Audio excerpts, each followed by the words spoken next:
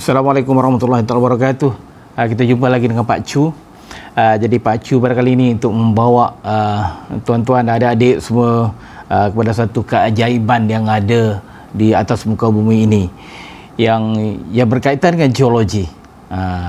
Jadi pada kali ini Pak Chu akan membawa benda yang ada kaitan dengan fosil ataupun batu ataupun kayu yang dah menjadi batu ataupun fosil nibung, kayu nibung. Jadi sebenarnya ini adalah sebagai contoh ini kayu nibung ni. Kayu nibung tapi dah menjadi batu. Jadi kita bayangkanlah kalau dia punya kekerasan dia sekarang ni yang dah menjadi batu, kekerasannya adalah mengikut pada skala Mohs adalah 7. Maknanya dia tu adalah selari atau sama dengan kuarza ataupun kalsidoni. Jadi ini batu nibung ini merupakan satu batu yang agak biasa kita jumpai. Batu nibung merupakan batu yang biasa. Pokok nibung adalah pokok yang biasa kita jumpai di kawasan paya-paya. Di kawasan paya di mana pokoknya adalah berduri dan kemudian pada masa orang dahulu kala mengambil pokok nibung ini sebagai bahan binaan untuk rumah. Jadi sebab dia tu kuat sebab dia punya empuluh dia yang kalau ada dalam empuluh dia, macam kalau kita tengok garis-garis tu adalah benda ataupun bahan yang paling keras yang ada di dalam kayu nibung berkenaan. Jadi sebab itulah orang dahulu membuat tu sebagai tiang rumah dan kemudian dia membuat sebagai lantai dan sebagainya.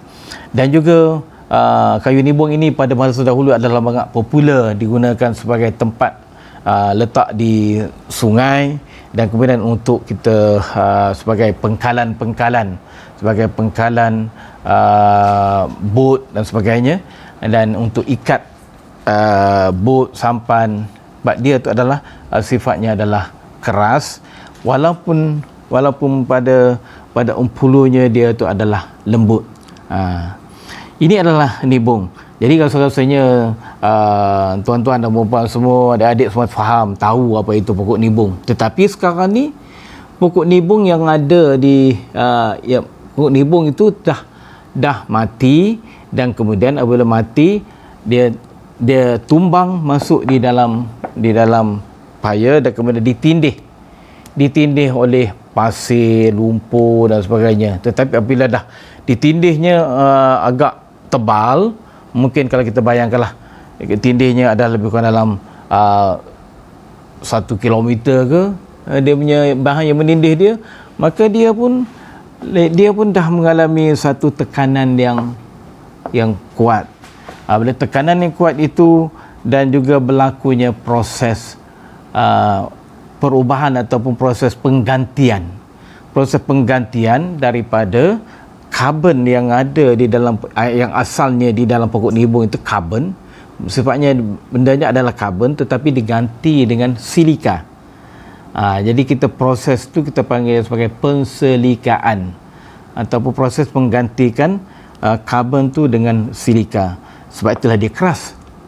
Jadi kalau di Malaysia ini, tempat yang kita boleh jumpa batu nibung yang tinggi kualitinya adalah cuma di negeri Sarawak. Di Sarawak kita panggil di tempat dia adalah di kawasan berhampiran dengan puncak Borneo. Puncak Borneo dekat sekitar Anah Rais, dan kemudian di situ adalah satu sungai, ada Sungai Sarawak Kiri. Bila Sungai Sarawak Kiri dan cabang daripada Sungai Sarawak Kiri itulah maka kita jumpa batu nibung di mana dia tu adalah bernilai tinggi, dan dia tu merupakan satu satu kecintaan atau satu bahan yang amat disayangi oleh masyarakat pribumi Sarawak itu sendiri sebab keunikan yang ada. Kita nampak batu nibung walaupun dah menjadi batu, tetapi bentuk dia, bentuk sel-sel ataupun bentuk-bentuk nibung tu masih lagi kita dapat tengok dengan jelas, dan tetapi sekarang ni ini bukan ringan, ini dah berat sebab dah menjadi batu. Jadi tapi segala-galanya dah berlaku penggantian, dan untuk penggantian sebab itulah dia dah menjadi batu, kita panggil dia sebagai batu nibung. Jadi itu batu nibung. Tapi ini adalah dia ada juga kita panggil dia sebagai batu sagu. Ini daripada pokok sagu. Pokok sagu pun sama juga, dia hidup dekat kawasan paya, dan kemudian apabila dia mati, proses yang sama berlaku tadi.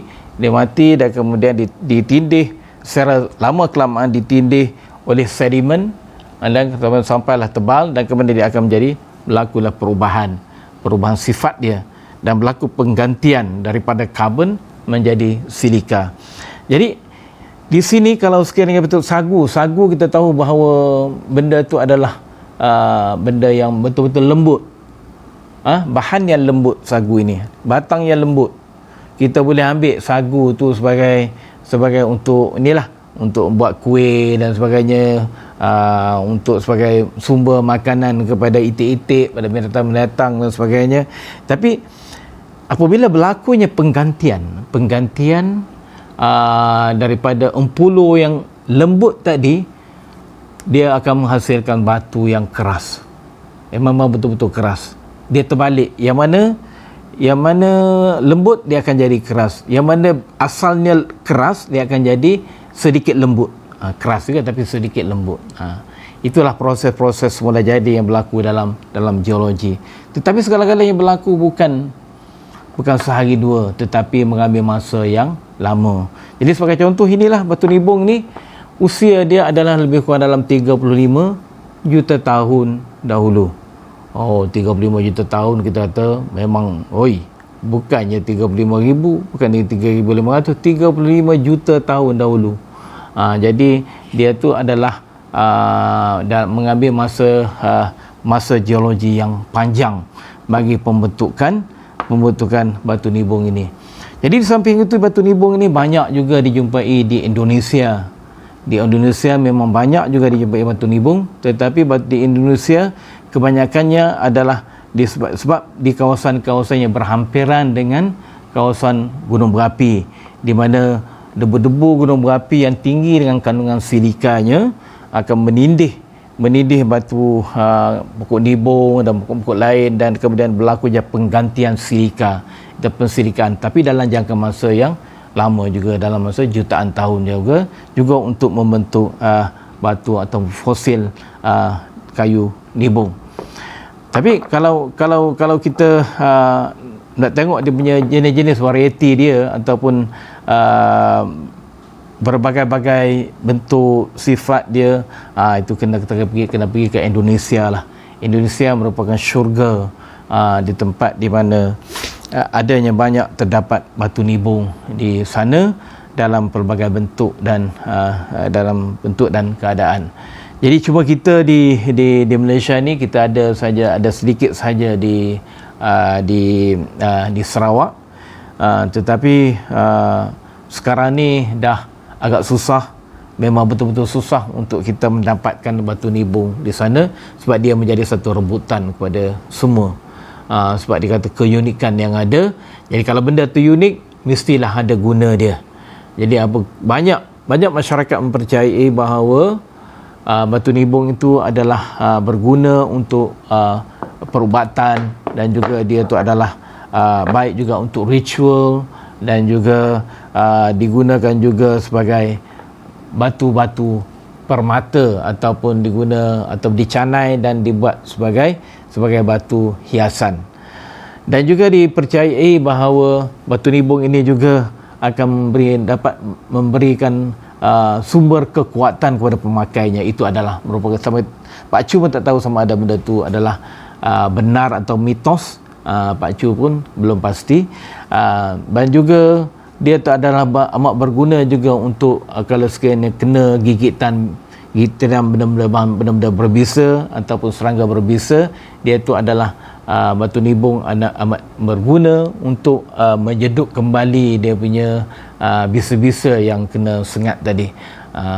Ya, kalau yang ini Pak Chu sendiri dah ada pengalaman kena sengat, dah letak yang tempat dia sengat tu, kemudian terasa dia punya sedutan sedutan apa dia daripada batu nibung ini. Jadi dia tak ada lah orang kata lepas pada kena sengat, tak ada bengkak, tak ada apa, dia hilang terus. Dan juga satu lagi adalah batu nibung ini adalah setengah-setengah berpendapat bahawa dia ni adalah boleh menghalau syaitan ataupun jin yang jahat. Jadi itu terpulanglah kepada masing-masing untuk mempercayai ataupun tidak. Benda itu Pak Cu bukan pasti sama ada benda tu mitos ataupun sebagai realiti. Itu sajalah yang Pak Cu boleh kongsikan untuk kali ini.